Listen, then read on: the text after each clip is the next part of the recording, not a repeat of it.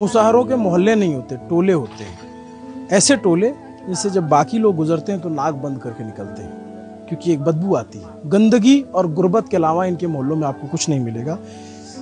सरकार और सिस्टम तो बहुत दूर की बात है, अभी सिविलाइजेशन इनके गलियों के अंदर नहीं पहुंचा है। इसके अंदर झांक कर देखते जाएंगे तो इतनी तहे हैं, इतने सफ़े हैं और हर सफ़े पे इतनी कालिख लिपटी हुई है कि न जाने कितने साल लगेंगे। लेकिन हमारी कोशिश है कि इस सच से इस देश को रूबरू तो कराएं। बहुत शुक्रिया अभिनव भाई, आपके जैसे ही दिलेर पत्रकार जब तक जिंदा है इस धरती पर तब तक हमेशा सच बाहर निकाल के दिखाया जाएगा।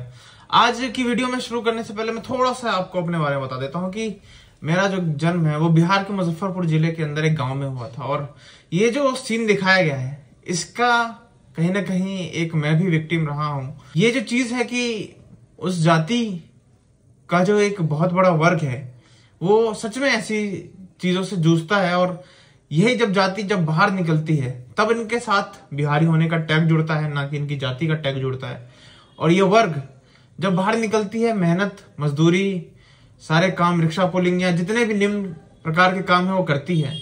और जब ये करते हैं तो जो इनकी बिहारी आइडेंटिटी है, कहीं ना कहीं जो बिहार की आइडेंटिटी का जो सबसे बड़ा स्टीरियोटाइप जो होता है किसी भी चीज को लेकर नेगेटिव वे में, वो उसमें इनका बहुत बड़ा एक हाथ है। लेकिन इसमें इनकी गलती नहीं है, इसमें सबसे बड़ी गलती हम लोगों की है।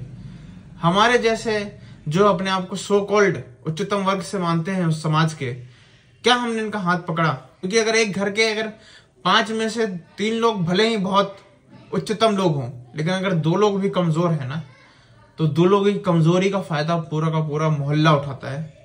वो 3 लोगों से नहीं टकराएंगे, वो टकराएंगे 2 लोगों से। उनको गाली देंगे क्योंकि उन्हें पता है कि वो कमजोर हैं।